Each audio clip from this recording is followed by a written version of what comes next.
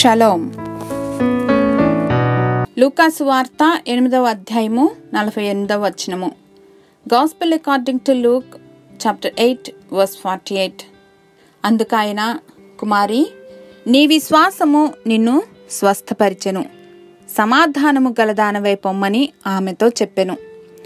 Then he said to her, daughter, your faith has healed you, go in piece.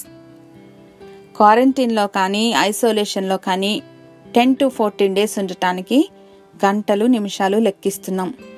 మరి 12 సంవత్సరాల రక్తస్రావం కలిగిన స్త్రీ ఆనాటి ధర్మశాస్త్రం ప్రకారం ఎవ్వరిని ముట్టకుండా ఉండాలి. అంటే ఆమె ఆ 12 సంవత్సరాలు ఐసోలేషన్లోనే ఉండిపోయింది. ఎలాంటి వేదనను అనుభవించి ఉంటుందో ఊహించుకోగలం కదా. అలాంటి సమయంలో యేసయ్యను గూర్చి, ఆయన చేస్తున్న అద్భుత స్వస్థతలను గూర్చి, ఆయన యొక్క కరుణ దయార్థ హృదయమును గూర్చి ఈమె విన్నది. ఆ క్షణంలోనే వినుటను బట్టి హృదయంలో విశ్వాసమును పెంచుకోసాగింది. ఎలాగైనా ఆయనను చేరుకోవాలనే తపనతో వస్త్రపు చెంగును ముట్టినా చాలును, స్వస్థతను పొందగలనని విశ్వసించి దృఢ నిశ్చయతతో ఎలాంటి సందేహము లేకుండా ఆయన వస్త్రపు చెంగును తాకింది. It happened just as she believed. 12 సంవత్సరాల నుండి ఎదురు చూస్తున్న స్వస్థతను పొందుకుంది. నీవు కూడా నమ్మిన ఎడల దేవుని మహిమను చూచెదవు. ఆమేన్.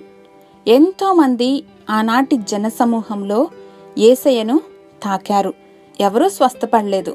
కానీ ఈమె స్పర్శ విశ్వాసముతో కూడినదై అద్భుత కార్యం చూడగలిగింది. Without faith it is impossible to please God. స్టెఫెన్ని గురించి ప్రస్తావిస్తూ బైబిల్లో Stephen was full of faith అని ఉంటుంది. ఒకానొక సమయంలో శిష్యులు అల్ప విశ్వాసులుగానే ఉండిపోయారు.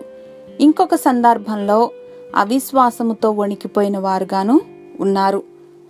ఆవగింజంత విశ్వాసముతో పర్వతాలు పెకిలింపగలిగిన శక్తి గల వారమవుతామని బైబిల్ చెప్తూ ఉండగా, మన ఫెయిత్ లెవెల్స్ ఏ స్థాయిలో ఉన్నాయో పరీక్షించుకుందాం.